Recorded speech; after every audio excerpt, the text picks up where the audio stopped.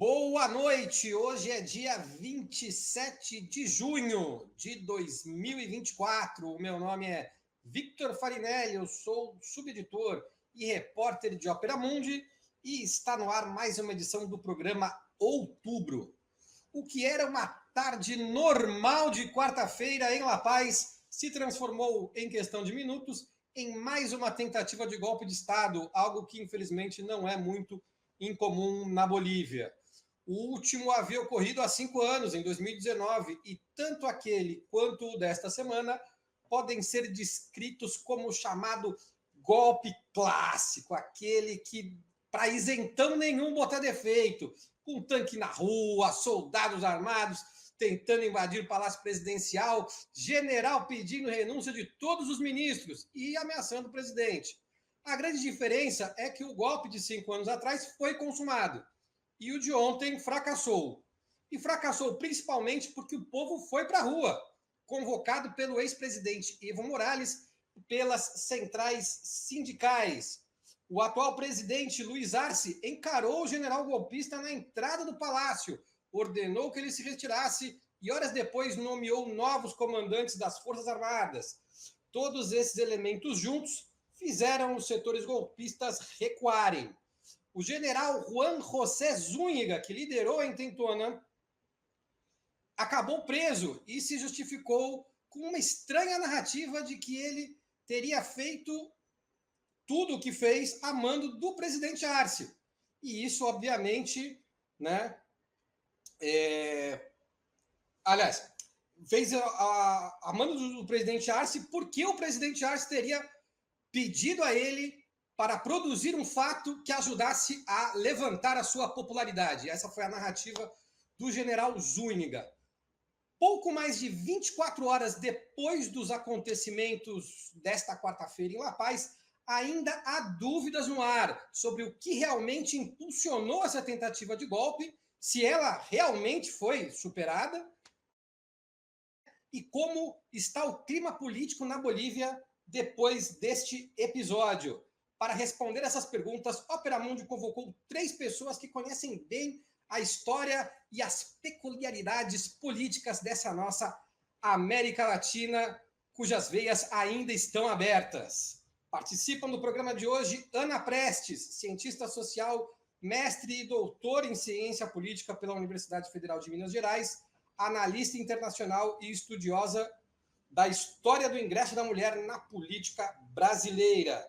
Vanessa Martina, jornalista, mestra pelo Programa de Integração Latino-Americana Prolan, da USP, e editora da revista eletrônica Diálogos do Sul.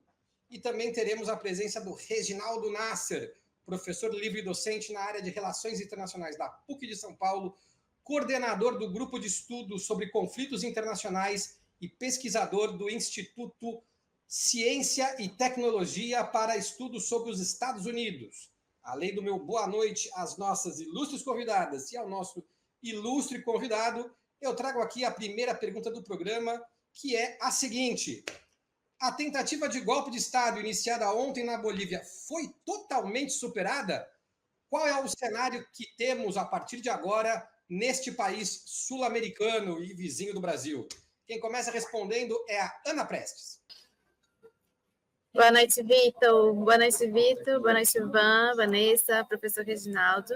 Gente, eu já vou pedir desculpa, porque hoje eu estou fazendo de um lugar público, então vai ter barulho aí extra. Qualquer coisa vocês me avisam. Eu estou no meio de uma viagem. Bom, vamos lá. Tentativa de golpe iniciada ontem, que ela já foi totalmente superada, né? Essa é a nossa questão, né, Vitor? Não, eu acho que nenhum... Por mais que ele tenha sido debelado rapidamente, nenhum episódio como esse, ele é rapidamente, ou melhor, não é totalmente superado em poucas horas, ou em poucos dias, da forma como você está perguntando, a gente está apresentando aqui. Hoje mesmo já se viu repercussão, ainda é preciso entender exatamente o que aconteceu, ainda pairam algumas dúvidas do que aconteceu. E o pior é que já havia um cenário ruim, assim, um ambiente político estranho na Bolívia, né? Tem uma tensão muito forte dentro do próprio setor governista, dentro do próprio MAS, e ele, a minha impressão, inclusive hoje comentei isso numa outra entrevista também, é que ali foi mais do que um golpe, foi uma tentativa de intimidação do governo Arce, mas também uma intimidação à candidatura do Evo Morales, que tem um histórico aí de dias anteriores em que esse mesmo general fez ameaças à hipótese do Evo Morales vir com uma candidatura. Parece que ele foi aí demitido pelo Arce, ou foi anunciada a sua demissão, e fruto dessa movimentação, ele arregimenta ali alguns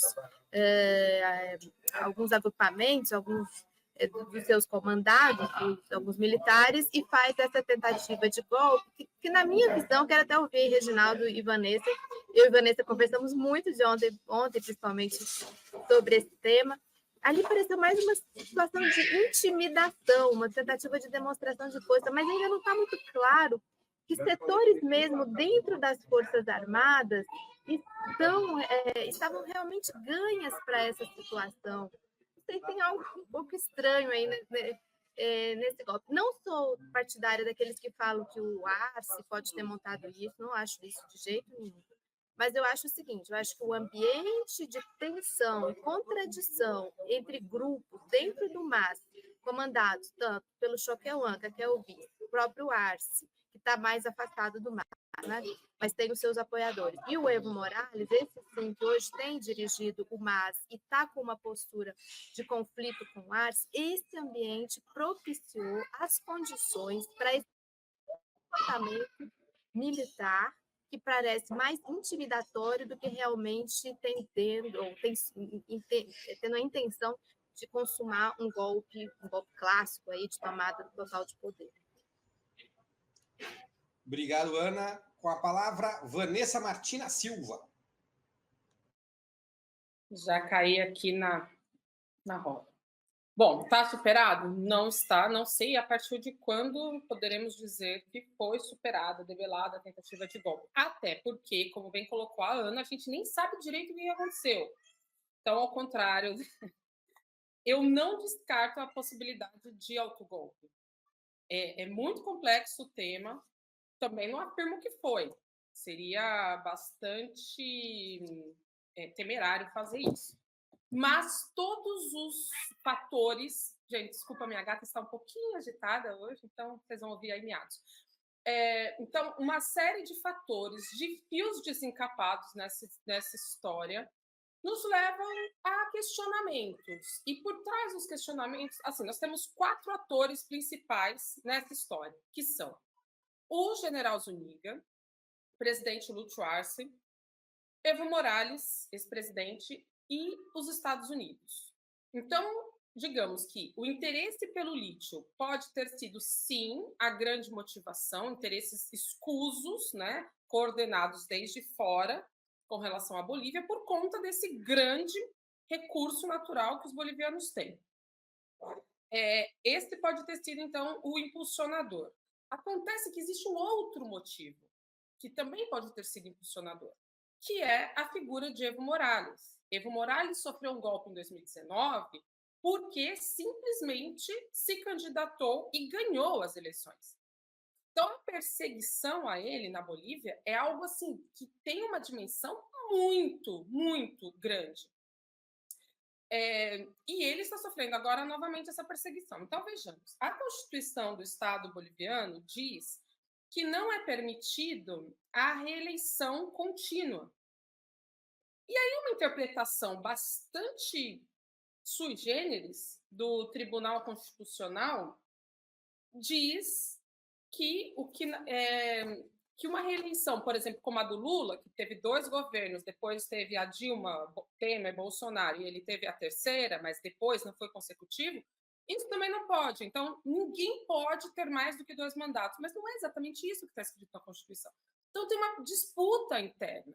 E o Evo Morales, o que diz é que essa decisão foi tomada veja como é complicado, com a cumplicidade do governo, dos juízes, que agem por ordem do império, junto com conspiração da direita.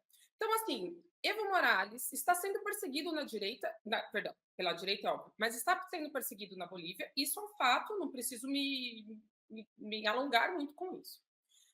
Quanto a esse golpe, quanto isso impacta, está diretamente relacionado ao fato de ele poder ou não ser candidato. Como a Ana colocou, o Zuniga um dia antes tinha dito que ele seria preso caso tentasse concorrer à reeleição, né? Então, algo muito semelhante aconteceu no Brasil quando o Heleno fez uma declaração dessa. Continuamos nas próximas perguntas. Ok, obrigado, Vanessa. Professor Reginaldo Nasser, como você vê o cenário pós-tentativa de golpe na Bolívia? Boa noite, Vitor. Prazer estar aqui com a Vanessa e a Ana e a todos que nos seguem. Acho que a Ana e a Vanessa já deram bastante elementos, né, para responder diretamente a sua questão, né, dizendo, obviamente, que isso não está superado e que há todo um ambiente, um contexto, vamos dizer, que propicia esse tipo de ação, né? Esse ambiente, obviamente, como a Vanessa acabou de dizer, num primeiro momento, é algo que vem de 2019, algo que fica claro que não está completamente superado, né? Que é a rejeição, a reação, né, à figura do Evo Morales, né? Mais do que do Arce, né, ao Evo especificamente, que é isso que, vamos dizer, desencadeou. Foi o gatilho, esse fato que ele declarou, o general declarou que não permitiria uma reeleição do Evo Morales. Então, essa questão, por sua vez, ela vem num contexto de crise econômica. A Bolívia está num momento complicado, falta de gás, queda das reservas em dólares e, portanto, queda de popularidade do presidente Arce. Também já foi lembrado pela Vanessa e pela Ana, e as divisões, né, entre os evistas e arcistas. Eu diria mais do que divisão, né, eles estão numa luta patricida. Eu ouvi hoje à tarde, porque acho que você ouvir e ver dá dimensão, uma discussão de deputadas de ambos muito forte. Uma delas estava acusando de autogolpe, né? E as outras entraram. Então, está um ambiente bem complicado. Então, eu acho que tudo isso daí, a gente, em análise, costuma falar os fatores objetivos. E aí vem os subjetivos, quer dizer, nós vamos especular aqui, né? Pode ser várias coisas, inclusive um cálculo completamente equivocado do general. Acontece isso. A gente, às vezes, na análise, dá mais racionalidade do que tem. Porque estão dizendo em autogolpe, mas acho que é muito frágil isso. Seria uma maquinação assim, que não cabe especificamente no âmbito da política. Por outro lado, né, há algo estranho no ar, isso não tenha dúvida, porque foi um ato bem desesperado, deslocado, que não se seguiu ao apoio de outros generais, né, e de nenhum setor da sociedade boliviana. Eu vou concluir, mas dizendo o seguinte, uma hipótese. E por quê? Porque esse estilo de golpe está superado. Não pega bem. O golpe que pega bem, quer dizer, o golpe que é aceito pelos Estados Unidos, pela comunidade europeia, é um golpe que vem do judiciário. Tanto é que o general disse na sequência que é libertar os presos políticos, né? Ele entrou nessa seara do judiciário, mas, quer dizer, sem nenhuma decisão do judiciário. Então, isso não pega bem. Não pega bem, ninguém saiu apoio, todo mundo condenou, inclusive dentro da sociedade boliviana. Mas fica essa interrogação no ar, que está tudo muito estranho. Obrigado, professor. Bom, nessa primeira pergunta, vocês falaram muito sobre essa cisão que existe dentro do partido governista boliviano, né, entre apoiadores do Evo Morales e apoiadores do presidente Luiz Arce. Então, nas próximas 2 perguntas, nós vamos ver a situação que cabe a cada um desses personagens. Nessa segunda pergunta, a gente vai falar especificamente sobre o Luiz Arce. Como vocês avaliam o comportamento do presidente da Bolívia durante a tentativa de golpe e o cenário que ele deve encarar a partir de agora? Quem começa respondendo é a Vanessa Martins. Gente, então, é muito, muito, muito delicado, né? Ao começar o programa, a Paty, que está aqui nos bastidores, perguntou: vocês estão prontos? E eu falei: eu nunca vou estar pronta para esse programa, porque, assim, é tão complicado e, assim, estão correndo coisas muito rapidamente. Como eu, pessoalmente, avalio a reação do Arce? Muito. Foi uma reação, assim, digamos que surpreendente. Vamos usar essa palavra, surpreendente? Porque, cara, você está sofrendo um golpe de Estado. Aí você vai até o general e vejamos, né? O general estava aquartelado no palácio de governo. E o Arce estava logo atrás, na Casa do Povo, de onde ele estava despachando, muito próximo. O Arce vai até o general sem armas, sem ninguém apoiando ele, o general armado, com soldados ao redor. O Arce, então, dá uma dedada na cara do general, o general não faz nada, abaixa a cabeça e sai com o rabo entre as pernas. Depois, esse general é destituído do seu mando. O Arce resolve a situação muito fácil. A coletiva que ele dá, ele está tranquilão, sorrindo, suave, ele nomeia novos generais e pronto, derrotou o golpe. Foi fácil. Se todos os golpes fossem assim, só bastava você mudar o mando da alta cultura. Na sequência, e eu estava assistindo ao vivo, o Zuniga sai andando, tranquilo na Praça Murillo. E aí ele entra num tanque.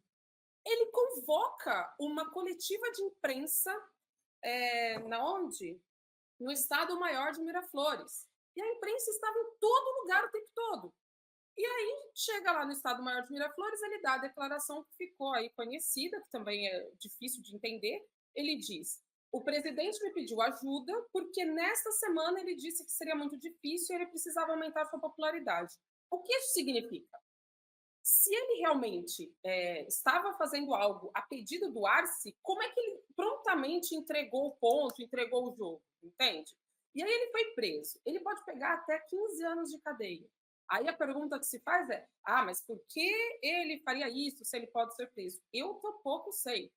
Então, assim, analisando de forma, né, na tese de que foi um golpe fracassado, o Arce agiu muito bem, agiu prontamente, foi lá, nomeou novos generais, espero que dessa vez sejam bem nomeados. Agora, é de se questionar, o Zuniga era muito próximo do Arce, eram muito próximos, então era uma pessoa de confiança do Arce, realmente. Logo, existem muitas coisas que a gente precisa entender do que aconteceu. Qual foi a ruptura? Quem pagou? Quem coordenou? Ele era o cabeça, o Zuniga? Ou tem um outro cabeça? 18 pessoas foram presas, junto com o Zuniga. Aí tem muita coisa para ser falada, né? Não vai dar tempo aqui. Mas, enfim, como eu avalio ainda com muita dúvida o posicionamento do Arce, porque está tudo nebuloso, muitos fios desencapados. Obrigado, Vanessa, inclusive pela perfeita narração cronológica dos fatos ali, no momento mais tenso do golpe. Professor Nasser, como você avalia a situação do Arce, do presidente Luiz Arce? Claro, com todo respeito. Olha, a Vanessa escreveu aí detalhadamente, e eu gosto disso, eu gosto de fazer isso e construir hipóteses. Nós vamos ter que, eu não sei quem já assistiu, mas eu recomendo muito a série o House, Dr. House, né? Porque o conhecimento é feito por hipóteses. A gente tem que testar tudo que é possível, né? Eu acho que essa é uma hipótese, né? Agora, eu vou pegar a deixa da Vanessa, né? O final dela aí, concordando com tudo que ela falou, né, de levantamento. Mas veja, vamos supor que sim. Agora, esse general, claro, pode ser um imbecil, mas imbecil a esse ponto, porque assim, o que seria algo que desse certo para o Arce? Eu estou supondo que estou levando as últimas consequências a sua hipótese. O que era dar certo? Eu não acredito. Por quê? Ele tentar e o Arce crescer em cima dele e ele vai preso? Ou o contrário? Será que o Arce vai. O Arce, com todas as críticas que pode fazer, alguém comprometido com as forças democráticas, progressistas, de esquerda, aceitar algo desse, promover um golpe? Eu, aí, desse lado, Vanessa, eu não vejo também qual seria o objetivo do Arce, supondo que ele queria. É possível. Né? Então, é muito estranho, muito estranho. É tudo muito estranho essa avaliação. Mas, como já disse a Vanessa, a avaliação do que a gente viu é como qualquer presidente eleito democraticamente tenta enfrentar, a não ser o fato. Eu não sabia de alguns desses detalhes, dele sair lá e encarar o general. E outra coisa também, aproveitando aqui, mas tem a ver com isso, eu também gostei muito, inclusive coloquei no Twitter, isso mesmo, é o povo na rua, né? Expulsando os golpistas, adorei esse negócio. Mas a hipótese também é o seguinte, pode fazer isso, ninguém deu um tiro, ninguém, pelo menos nas imagens que eu vi e via o estrondo de bombas, eu pensei que era a bomba dos militares jogando, eram os manifestantes jogando foguete. Né? Bom, a gente sabe o que é, não tem nada a ver com golpe, manifestação aqui no Brasil, o que acontece, né, da esquerda. Então, mas assim, tudo muito estranho, aparentemente isso aí. Agora, só para voltar à questão de golpe, não há, isso demonstrou também que não há forças políticas que apoiem um tipo de golpe como esse. Então, é isso que eu acho que é o ponto que eu estava trabalhando no judiciário. Eu acho que vai ter uma batalha ainda aí no judiciário. Com o respaldo judiciário, essas forças militares, políticas, etc., elas têm mais, adquirem mais legitimidade, vamos dizer assim, para implementar qualquer tipo de golpe. Mas, como a Vanessa disse, não tem muito o que falar, o Arce agiu aparentemente de acordo com o que todo presidente democraticamente eleito faz.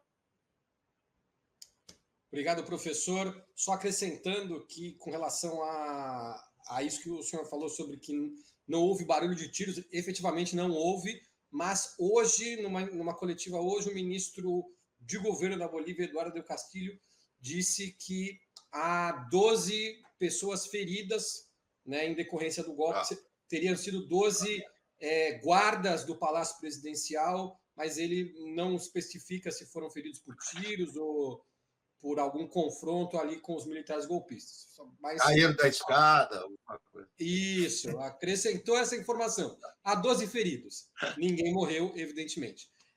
Ana Prestes, como você vê a situação do Luiz Arce? Tá, eu vou por uma abordagem diferente. Eu vou tirar um pouco esse hiperfoco que a Vanessa jogou no dia de ontem, nessas horas do golpe, e vou tentar fazer uma visão assim, mais panorâmica, mais ampla, da história do Arce, né? Então, o Arce, ele foi um ministro de economia muito importante do governo Evo. Inclusive, o que a gente mais falava, o que mais se analisava de positivo nas gestões do Evo era justamente a estabilidade econômica que eles alcançaram e um patamar de crescimento econômico sustentável e em torno de seus 4%, que na América do Sul, na América Latina, foi um feito, né, aí do governo Evo. Quando acontece o golpe de 2019, o Arce não é uma figura amplamente conhecida, né? Havia outros, né? O próprio Choquehuanca, que acaba virando seu vice, era uma figura muito mais conhecida e queria ser o candidato. Também o vice do do Evo, professor, agora me esqueci o nome dele, mas daqui a pouco vem, sociólogo, intelectual, apesar dele não ser indígena e tudo mais, ele Garcia tinha Lineira? Lineira. Lineira. O Garcia Lineira. Exato, Lineira. Ele era muito conhecido, né, na Bolívia, na América, conhecido até por esse equilíbrio que ele fazia com o Evo, né? E o Arce uma figura mais interna, uma figura... Eu acho que isso que a Vanessa descreveu dele ontem, no dia do golpe, ele é a vida toda dele. Sempre a gente viu o Arce assim, uma figura mais na dele, moderada, sem grandes rompantes, né? Quando foi para decidir quem seria o candidato, que, obviamente o Evo não tinha condições, né, ainda de ser o candidato, houve muita confusão com as brigas com o Choquehuanca também, né, com o vice.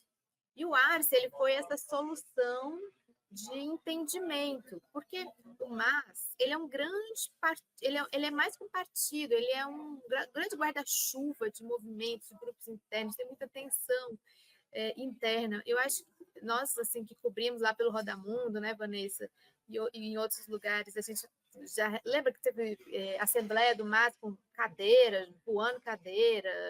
Ai, assim, esse é o clima um pouco, às vezes, ali dentro do MAS. Então, esse é um aspecto do Arce que ele foi pensado para ser essa solução, mas que acabou demonstrando uma grande popularidade também. A eleição dele teve mais votos do que aquela do Evo, em que o Evo foi golpeado. Né? Nossa, já acabou meu tempo. E aí eu queria falar do Arce rapidamente, 30 segundos. Ele compõe, junto com outras figuras da esquerda sul-americana, como o Boric. Ontem a gente falava sobre isso, né, Vanessa? É uma nova esquerda mais moderada e mais aberta ao mercado, digamos assim, né? É uma esquerda diferente daquele grupo que era Chaves, o próprio Lula, embora o Lula também a gente possa colocar mais moderado economicamente, é uma esquerda mais aberta e, ao mesmo tempo, acaba havendo essa disputa com o grupo do Evo, que é uma disputa sobre os caminhos econômicos e de desenvolvimento da Bolívia. Então, por que eu estou falando tudo isso? O Arce, agora, nessa situação, ele está com mais de um problema. Então, por isso que eu não vejo nenhum sentido em dizer que ele deu um autogolpe. Porque ele já está cheio de problemas para administrar no seu governo e para terminar o seu governo, inclusive.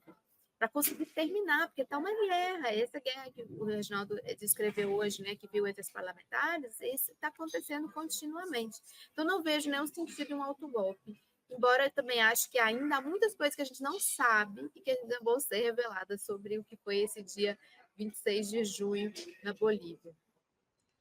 Obrigado, Ana. Só acrescentando, já que você falou do Álvaro Garcia Lineira, nós, no Opera Mundi, você pode buscar uma matéria que nós fizemos hoje sobre essa questão de golpe e autogolpe, e tem uma declaração de vários atores envolvidos, entre eles o Álvaro Garcia Lineira, que declara que ele não acredita na ideia de que foi um autogolpe. Para ele, foi um golpe. Ele, inclusive, diz que foi impulsionado pela direita da Bolívia.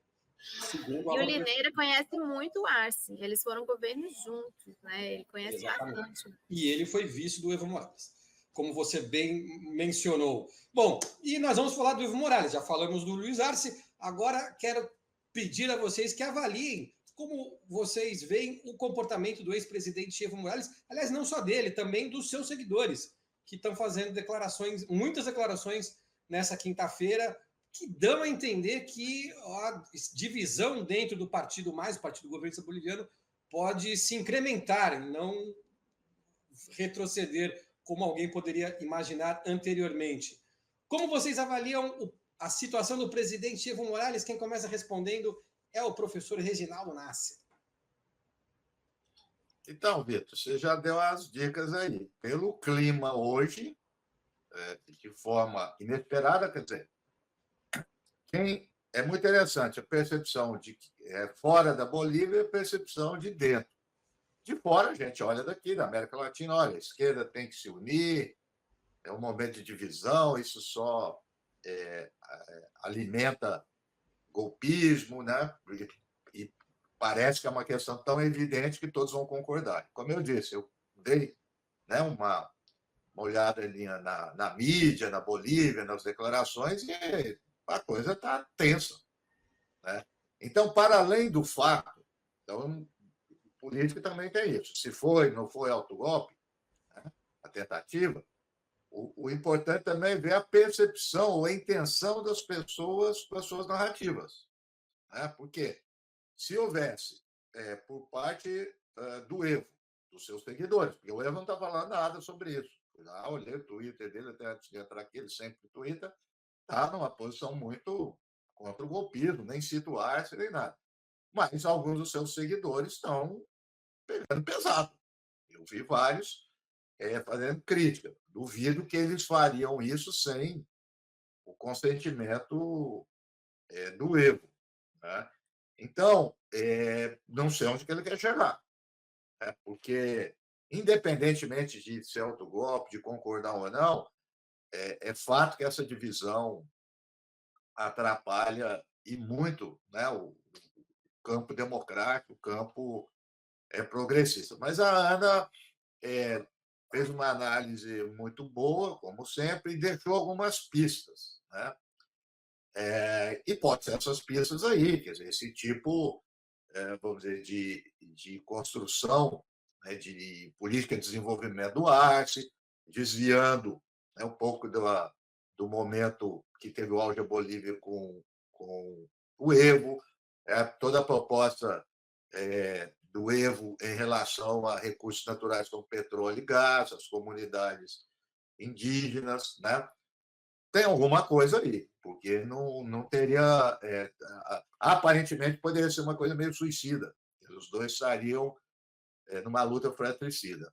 Então, não sei. Né? Nós estamos hoje aí, a Vanessa também falou isso, das interrogações. Né? Acho que esses próximos dias poderiam aparecer mais coisas. Eu vou trazer mais um elemento lá para outra questão da Vanessa. Eu havia lido que a guarda presidencial parece que na hora lá não estava. Estava tudo meio vazio. Quando eu vi a cena, chega o cara, uma coisa dantesca, com aquele blindado, tentando entrar na porta, não consegue. Agora existe os brancaleones da vida, né? Isso é fato também. A gente não pode descartar isso. Né? Mas, enfim, o Evo está tendo, até ele, pessoalmente, uma posição muito equilibrada, tranquila. Ele não tem mais o que falar, quer dizer, ele tem um histórico estabelecido, tem popularidade, tem referência e também tem uma reação muito forte. Quer dizer, hoje, se a gente for medir isso, a reação a ele é óbvia, bem maior do que uma reação ao Arce. Então, acho que é por aí.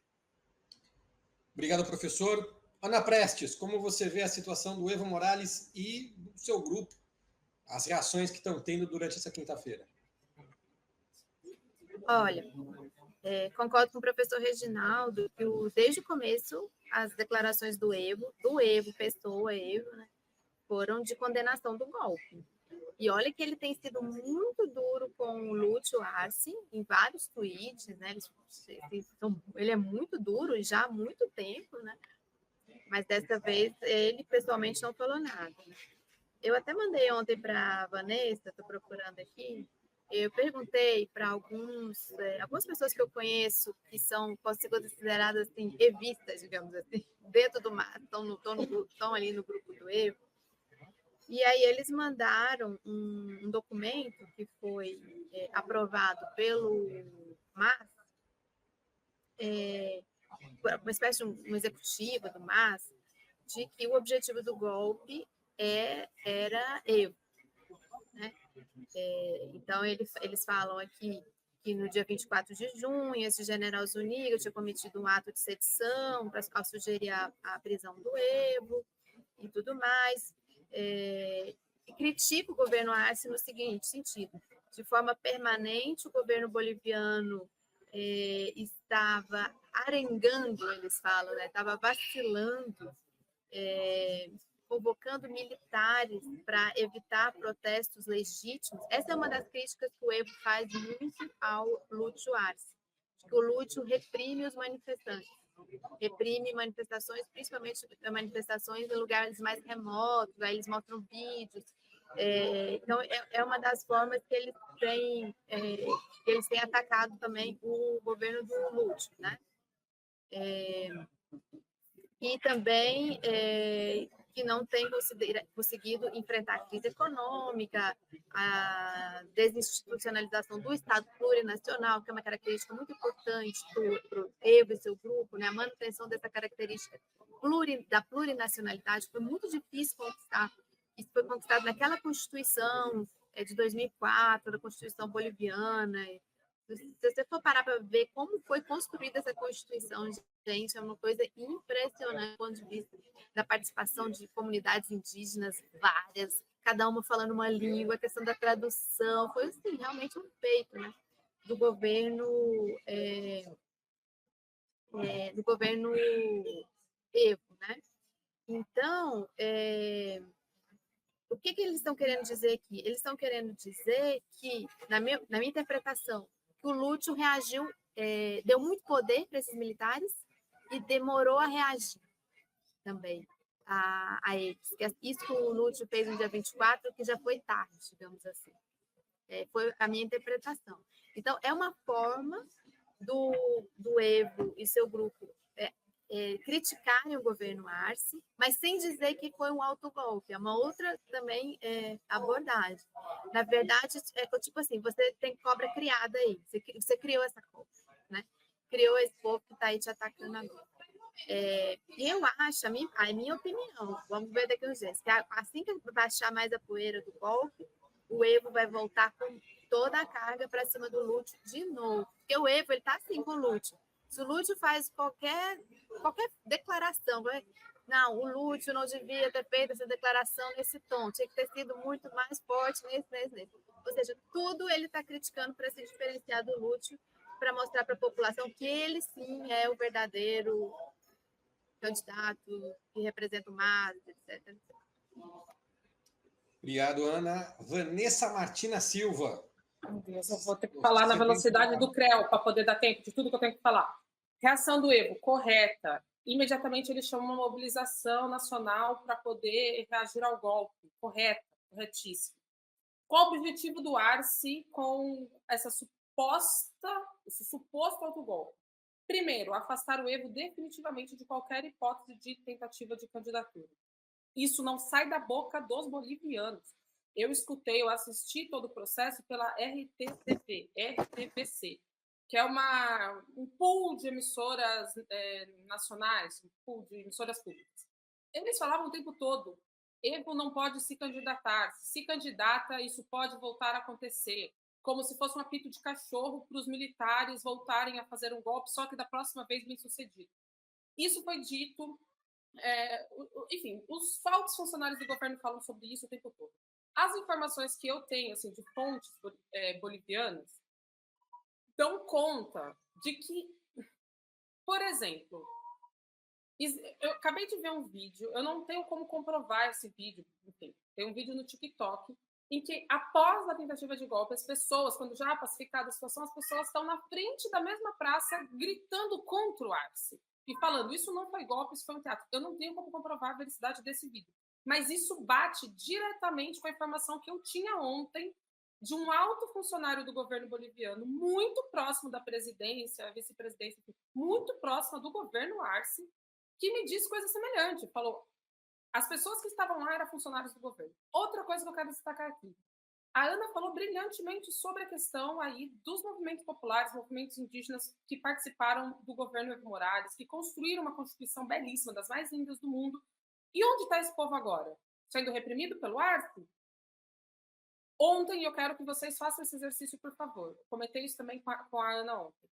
Quantas bandeiras o Ipala existia na Praça Murillo no momento das manifestações populares? Sabe quantas? Eu contei 4. A 4ª está na mão do Choquehuanca, que é o vice-ministro e que é indígena. Não tem bandeira o Ipala. Todas as bandeiras são a tricolor, que é mais ligada à direita. Outra coisa, o que o Arce ganharia com isso? Apoio internacional. Ele ganhou apoio internacional da OEA. Ele ganhou apoio internacional de todos os organismos internacionais. Por quê? porque ele agora é bonito. Eu vi uma tese de que, depois do fracasso, inclusive foi do Amaury Chamor, uma pessoa que eu respeito muito, ele disse, depois do fracasso de 2019, quando o mundo viu a merda que fez ao destituir Evo Morales, então agora eles estão tentando, né, ali limpar a sua imagem. Não acredito nisso, não acredito nisso. O Almagro não é uma pessoa que quer limpar a imagem dele. Ele saiu prontamente, abertamente, imediatamente a rechaçar o golpe. Então, assim, a tese de que isso é contra o Evo Morales, eu acho que não pode ser descartada. Bom, e aí só a última coisa. O Arce está enfrentando uma crise política e econômica. Eu acho que foi o professor Reginaldo Nasser que disse. No começo eu tinha falado, isso pode ser pelo lítio, na verdade é pelo lítio. Evo e Arce têm posições divergentes com relação à exploração do lítio. O Evo é totalmente nacionalista, ele quer uma empresa boliviana para explorar o lítio, que ele já criou, ele quer a indústria seja pelo menos paritária, metade boliviana, metade estrangeira. Então ele quer que a exploração do lítio deixe frutos sólidos na Bolívia. Não é a posição do Arce. O Arce está chamando empresas transnacionais, fazendo acordo com empresas internacionais para implantarem as fábricas na Bolívia, mas não está em nenhum lugar exposto que isso deve ter metade de propriedade boliviana. As empresas vão ser russas, as empresas vão ser chinesas, não vão ser bolivianas. Então, tudo isso pode nos abrir um caminho que é esse, é contra o Evo, sim. Quais são os interesses escusos? Não sei. Mas, assim, tudo aponta. E vou dar mais um detalhe ainda sobre Evo Morales. Hoje a imprensa boliviana falou de um sobrinho do Evo Morales que se encontrou na semana passada com o Zuniga. Aí eu fiquei, meu Deus, olha só o Evo! Estão tentando colocar o autogolpe, né, o golpe, enfim, nas costas do Evo. E aí eu fui atrás do tal do sobrinho do Evo, Ademar Wilcane Morales, prefeito de Oruro. Esse cara é do MAS e declarou Evo Morales em Oruro persona não grata. Então, assim, ele se encontrou com o Zuniga ou não, ele não é próximo do Evo. Mas estão construindo a narrativa de que o Evo é o Evo agora que deu o golpe, é o Evo que é amigo do Zuniga. O Evo já fez várias denúncias, o Zuniga é super contraditório. E para encerrar, gente, há muita coisa para dizer. O Zuniga, segundo o Evo Morales, ele coordena, enfim, de um grupo chamado Pachacho, sei lá como é que fala isso. E esse grupo tem atuação na fronteira e deixa entrar contrabando do quê? De drogas, deixa passar contrabando. Esse cara lideraria, não sei, Evo Morales denunciando, lideraria essa atuação na fronteira. Qual é a sentença para um militar que faz isso?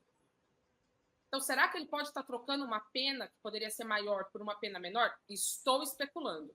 Outra coisa, esse cara foi acusado, e parece que chegou-se aos finalmente, de ter desviado 2 milhões de bolivianos de planos sociais, que ele pegava dos militares de baixa patente. Algo mais ou menos como a rachadinha brasileira, 2,7 milhões. Por quanto tempo ele ficou preso por conta desse ato? 7 dias. 7 dias depois de ter feito isso. Então, assim, o Evo Morales tem diuturnamente denunciado e brigado também com os Unidos. Então, ficam aí elementos, mais fios desencapados. Tá vendo só? E vocês achando que só o Brasil era um House of Cards. A Bolívia também é uma caça de las cartas. Como que não? Certo? Bom, a gente vai fazer uma pequena pausa, como em todos os nossos programas do YouTube, dessa vez com uma mensagem diferente. Pois, como vocês sabem, o Opera Mundi vem sofrendo ataques sionistas desde que iniciou a cobertura da ofensiva de Israel contra o povo palestino. Nós seguimos lutando para levar informação gratuita e independente a todos, mas precisamos de ajuda para manter essa cobertura jornalística. Para isso, Opera Mundi está lançando uma campanha de arrecadação e você pode ajudar com menos de R$100 por mês. Até o dia 20 de agosto, aqueles que fizerem assinaturas solidárias semestrais no valor de R$60 mensais no nosso site receberão uma camiseta exclusiva da Palestina Livre com ilustração do cartunista e ativista Carlos Latuf.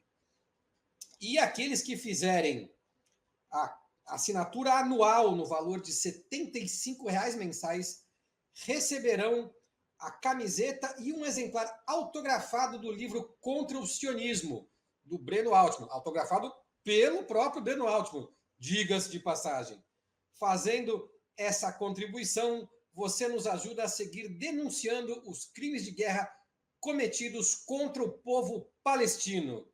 E nós lembramos também que há outras formas de contribuir com o Opera Mundi, embora reforçando a primeira, a assinatura solidária no nosso site operamundi.com.br/apoio, na qual você pode aceder a essas promoções que eu falei anteriormente.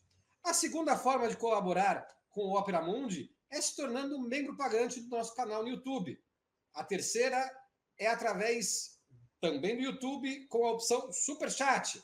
A quarta opção com o Super Sticker, também aqui no YouTube.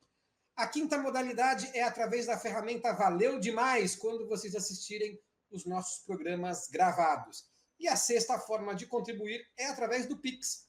A nossa chave Pix é apoie@operamundi.com.br e a nossa razão social é Última Instância Editorial Limitada.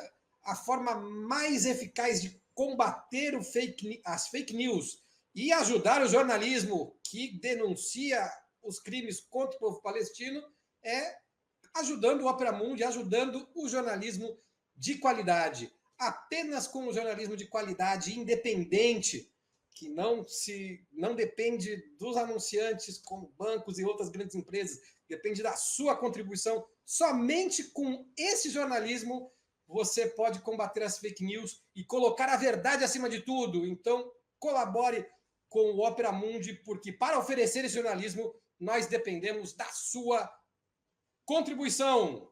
Voltamos ao programa com a seguinte pergunta. Nós podemos falar sobre interesses estrangeiros influenciando a execução desta tentativa de golpe na Bolívia?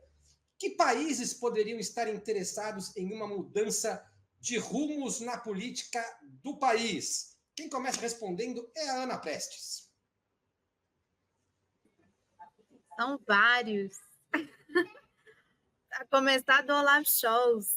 Olaf Scholz da Alemanha, uma das primeiras viagens que ele fez como o novo chanceler, né, da Alemanha, que lá chanceler não é relações exteriores, né, o primeiro-ministro, foi aqui para a América do Sul, justamente para ver o Triângulo do Lítio, né, para tentar explorar ali também na Argentina, no Chile, e conversou aqui no Brasil também sobre o tema, porque... E por quê? Foi até bom lembrar dessa viagem do Olaf Scholz. Eles estavam rompidos lá com a Bolívia, né? Teve um problema lá entre a Alemanha e Bolívia justamente nessa questão do lítio. Ou seja, estou usando essa questão da Alemanha para dar um exemplo de que o mundo inteiro está de olho nesse lítio, nesse tesouro, que é o lítio boliviano. E o próprio Elon Musk, né, todo mundo já sabe do interesse dele, do interesse dos Estados Unidos. Então, são vários os interesses. Os imperialistas ali, os Estados Unidos, os mais, né?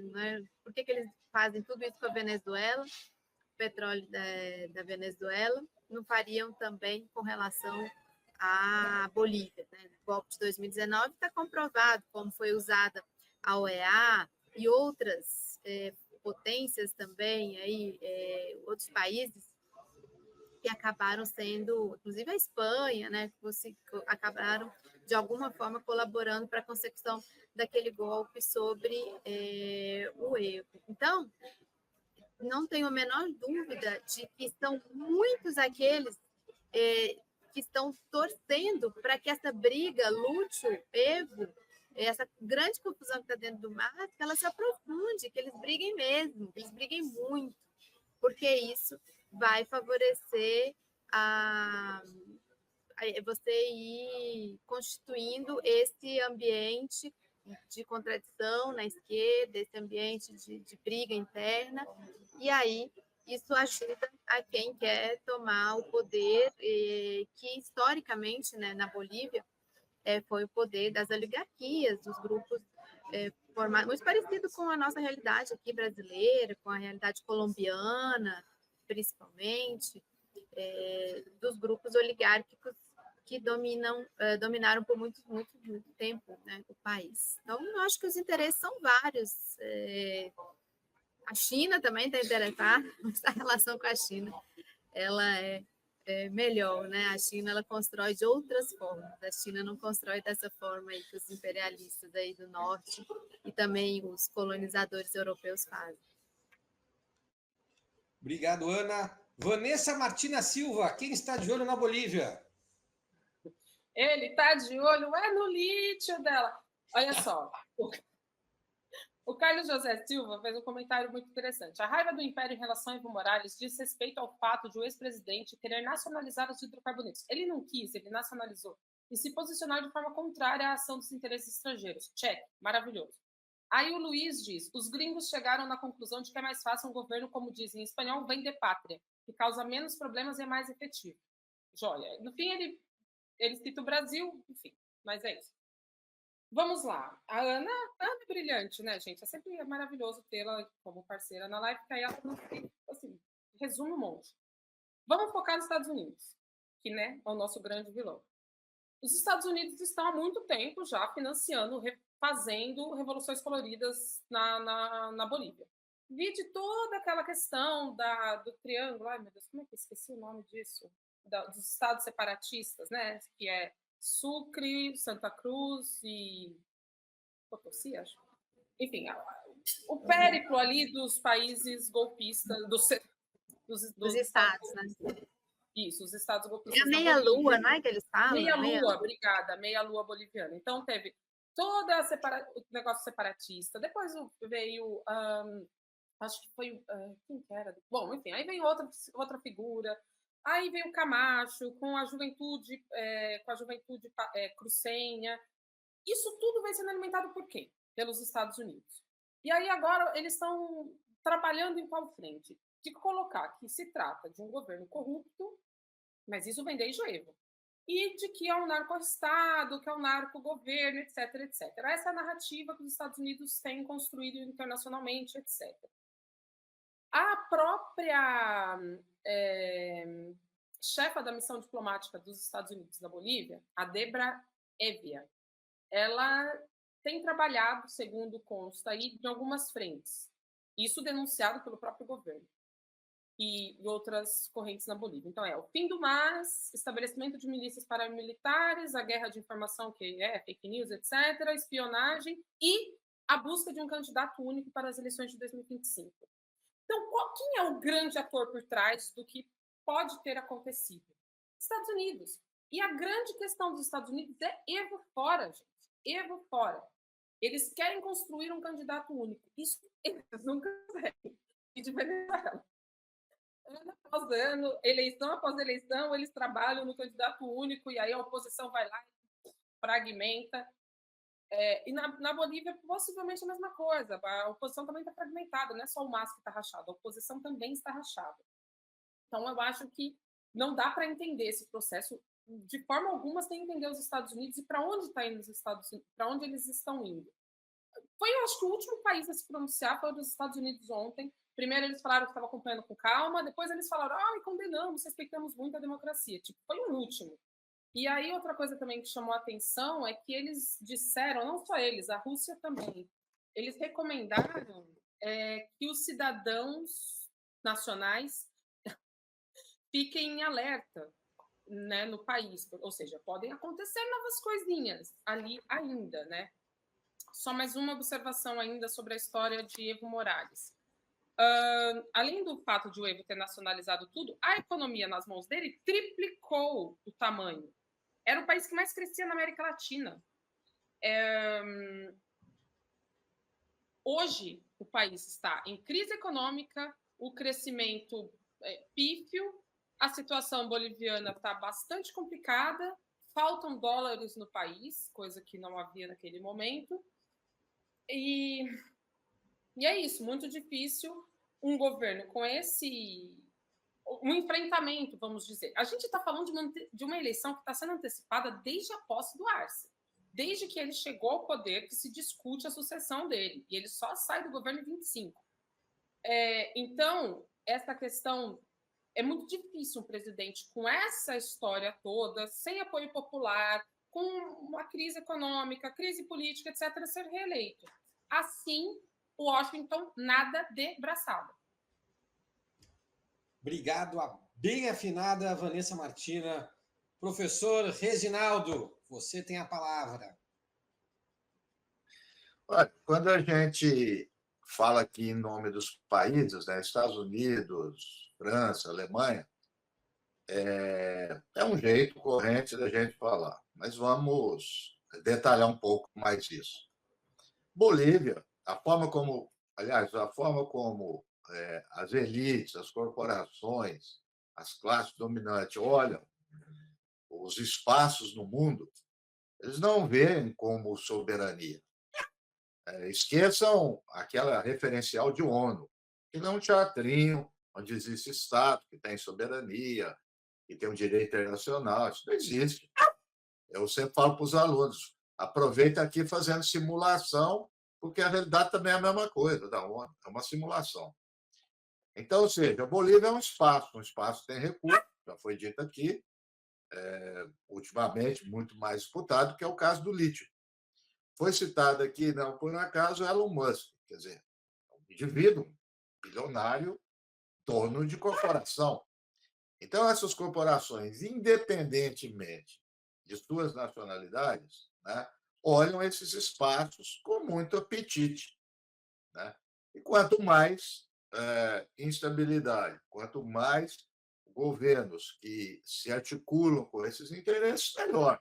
Agora, quando a gente diz, os interesses estrangeiros, é bom dizer o seguinte, os interesses existem, é natural. Agora, precisa ver como eles se realizam. E para esses interesses se realizarem, eles precisam das elites locais, das elites, aspas, porque não é nada nacional, mas que estão lá nesse território. Então, é essa articulação que é fundamental. Então, essa articulação, né, deu certo em 2019 e não teve essa articulação agora. Quer dizer, os interesses estrangeiros, como você disse, são permanentes. Né? Então, não são coisas pontuais da política cotidiana que a gente diz. Né? Então, você tem o eixo econômico que determina essas articulações. Né? Porque os governos nesses Estados Unidos, França, a Ana lembrou que foi bom lembrar do caso do Schultz. Estamos falando dos Estados Unidos, estamos falando de um governo social-democrata. Né? Então, não importa se é social-democrata, não pode ser direita, de esquerda. Eu também esse exagero. Outro dia, por exemplo, posso discutir. Eu acho muito esse exagero dessa divisão, e os nossos colegas cientistas políticos adoram isso aí, né? Porque ciência política e relações internacionais são as áreas mais afeitas às teorias hegemônicas. Né? Eles gostam de ficar dividindo. A direita, a extrema-direita, que é mais... Quer dizer, umas qualificações que podem ter as distinções, algumas ações políticas pontuais, mas são todos em torno de um mesmo projeto econômico. As eleições na Europa estão dizendo isso. Né? E é a mesma coisa aqui para a Bolívia. Então, terminando aqui, mas fazendo coro nesse aspecto, o que tanto a Ana como a Vanessa disseram, sem dúvida nenhuma que o Evo é um incômodo muito maior do que o Washington. Não tem dúvida nenhuma. Pelo histórico dele, pelo governo que ele realizou, pela postura, pelo projeto dele de desenvolvimento, tudo isso é muito feito. E a Ana falou aqui da China, que seja bem-vinda, porque isso é briga de gente grande. Né? Então, a gente tem que ter gente grande do lado aqui também, porque senão não aguenta o tanto. Obrigado, professor. Quinta e última pergunta, dessa vez vamos falar sobre o Brasil, sem deixar de falar da Bolívia. A pergunta é a seguinte: essa tentativa de golpe serve de alerta para o governo Lula, que mantém essa relação tão delicada com as Forças Armadas, como vimos no episódio dos atos que não aconteceram sobre o aniversário do golpe de 1964? E acrescento, esse episódio na Bolívia pode inspirar ou pode desencorajar os nossos setores militares mais reacionários? Quem começa respondendo é Vanessa Martina Silva. Gente, só fazendo aqui um adendo nessa história toda. Bom, é bem polêmico, né, como eu disse. E aí eu mandei uma série de consultas para essa minha fonte boliviana. E a resposta foi a seguinte, que eu vou aqui ler ipsis literis. Vanessa, eu percebi que vocês acham que o governo boliviano ainda é popular, ainda é de esquerda. Isso não acontece na Bolívia. É errado falar isso, pensar isso. O governo Arce está governando com uma burocracia de lideranças camponesas indígenas. Uma burocracia, não com pessoas camponesas. Evo era muito mais popular. Isso é importante saber. Bom, acho que a gente já mais ou menos tem ciência disso, né? Evo era da linha, digamos, fundacional, lá vem Chaves, Cristina, Lula, etc. E o Arce já é dessa nova onda aí, então não é um cara de tanta, né, tanto cunhão assim, tão de esquerda. Sobre o Brasil, eu acho difícil, tipo, eu acho que nada nos afeta no Brasil, né? Então pode ter golpe na Bolívia, na Venezuela, na Argentina, e a gente não aprende com nada, não aprende com ninguém, fica essa situação. As Forças Armadas continuam aí fazendo o que bem entendem, o governo Estado, né? Agora, o golpe de 2019 que eu acho que a gente deveria estudar, o golpe boliviano de 2019, que eu acho que a gente deveria estudar no Brasil, mas assim, com cartilha, pegar o negócio e ler efetivamente. Aquele foi um golpe das polícias militares bolivianas, um golpe religioso, então foi militar, religioso, e militar, religioso, são três coisas, militar, religioso e eu esqueci a terceira coisa. Aquele golpe é o golpe que vai ser dado no Brasil, que está sendo gestado, né? A questão da religião muito forte. E aí também tem a questão desse golpe das revoluções coloridas, né? Então essa juventude que senha, nossa, já faz tempo, já faz aí, caramba, já faz 5 anos.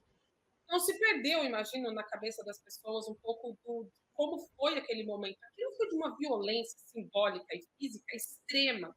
Tivemos um massacre de Sancaba e Sencata, onde 80 pessoas foram mortas de maneira brutal, terrível, horrível. Aquele é o golpe que tem que nos interessar. O golpe de agora pode ter sido uma banalidade de um general maluco com outras pessoas malucas que, sei lá Olavo de Carvalho resolveram fazer uma quartelada qualquer. Pode ser isso. E, como disse o professor Reginaldo Nassi, a gente pode estar aqui racionalizando muito, fazendo muitas elucubrações de algo que foi um emocional, uma loucura da cabeça de alguém, uma tese. Então, agora, aquele que foi o golpe efetivamente consumado para impedir a candidatura, muito se falou de Evo Morales, para impedir a candidatura, não, para impedir a posse. Evo Morales já estava eleito. Para impedir a posse de Evo Morales, aquele é o golpe que nos interessa, é aquele a gente deveria estar estudando. Estamos. Não, o governo brasileiro se preocupa minimamente com o que aconteceu lá, para que não aconteça aqui?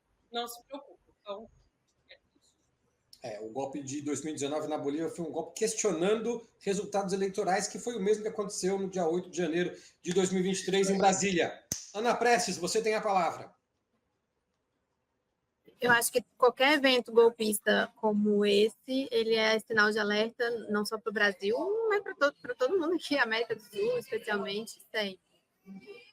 Concordo muito com a Vanessa que o golpe de 2019 tem muito que ser realmente analisado da Bolívia, porque ele tem os elementos híbridos, né, que são características dessa nossa nova realidade aqui na América Latina também, que mistura essa questão que ela falou da religião, essa questão do lawfare, né, do uso dos instrumentos jurídicos também, essa coisa das urnas, do voto, aquele interferência externa, ali naquele golpe tem uso da OEA, tem vários elementos naquele golpe que eles devem ser realmente cartilhados, tem que ter uma cartilha para ver como você evitar, eu concordo muito com isso. Esse de agora que a gente ainda está tentando entender, ele é um pouco diferente, ele parece mais inclusive tem muita brincadeira aí sobre ele, né? Uma quartelada, já se fala também, será que ele realmente tinha intenção de dar o mesmo golpe? Era mais uma intimidação? Então, é um pouco diferente. O mais grave que está acontecendo hoje na Bolívia, eu acho que é essa tensão interna aí entre o grupo, dentro do grupo governante, né? Porque o MAS é um grupo governante, mesmo que o Evo esteja atacando o Lúcio, mas de origem é o candidato do Evo, né? O Lúcio, ele é o candidato do Evo, foi o candidato do Evo, para superar aqueles golpistas que ali estavam, né? Então é isso, vou ficar nessa resposta, eu vou ficar por aqui. Obrigado, Ana. Professor Reginaldo Nasser, você tem a última palavra. Não, vou pegar essa linha, 2019. Essa quartelada aqui de Exército Brancaleone, até ela é um motivo para direita inteligente evitar isso. Aliás, só um parênteses, foi a Bia Kicis, né? E o Ricardo Salles comemorando. Para ter uma ideia, que esse pessoal está na linha de frente, não está na gestão. Esse pessoal que sai aí escrevendo desse jeito. Vamos lá, esses saíram na linha de frente e queimaram. Então, a gente precisa colocar na cabeça o seguinte: primeiro, golpe, em geral, um militar ou sem, precisa de apoio das elites, precisa ter força social e econômica, e principalmente no exterior. Senão, não dá certo. Né? Isso é regra geral. Os militares aparecem como um instrumento. Em segundo lugar, hoje, atualmente, os golpes têm que ter alguma conexão com o judiciário. Todos eles. O judiciário se tornou uma peça-chave nisso. Por quê? Porque isso dá uma aparência de legalidade. Toda a discussão que tivemos aqui no golpe contra a Dilma. E as discussões que estão aí, todos os países da América Latina, também na África, tem acontecido isso. Então, alguém mencionou cartilha, não sei se é a Vanessa Ana, mas é isso, é uma cartilha. Tem um modus operandi que começa a ser cumprido por aí. O outro elemento também que lembraram aqui em 2019, apoio das instituições internacionais, o caso foi da OEA. Então, veja, você tem uma forma de lidar com isso completamente diferente, não tem nada a ver com aquele negócio de Guerra Fria, acabou, aquilo lá acabou, é uma outra, que é um convencimento da opinião pública para argumentar justamente o inverso. Eles conseguem fazer isso, para dizer que eles estão evitando o golpe. Então, quer dizer, a questão do Evo apareceu como se o Evo fosse autor de golpe. Né? Fizeram essa inversão. Então, esse que aconteceu agora, sim, a gente tem que estar atento por ser um episódio, como já foi dito aqui pela Vanessa Ana, que pode revelar nuances da política boliviana. Aí sim, a gente fica atento ao que está acontecendo por lá. Mas não para discutir golpe, não tem absolutamente nada a ver com o Brasil. Esse não tem nada a ver. O outro tem. Né? E é isso que a gente deve preocupar. E o último elemento, foi lembrado aqui, inclusive, pelo próprio Vitor, eleição. As eleições se tornaram, a articulação do judiciário, questão eleitoral, se tornou um elemento chave também, que é o momento de impedir a chegada ou a continuidade de governos progressistas. Obrigado, professor. E assim nós chegamos ao final de mais uma edição do programa Outubro. Hoje nós contamos com opiniões, informações e precisas citações musicais da Vanessa Martina Silva, da Ana Prestes e do professor Reginaldo Nasser. Muito obrigado aos três e muito obrigado a todos vocês que nos assistiram. Uma ótima noite a todos e até o próximo programa. Tchau, gente.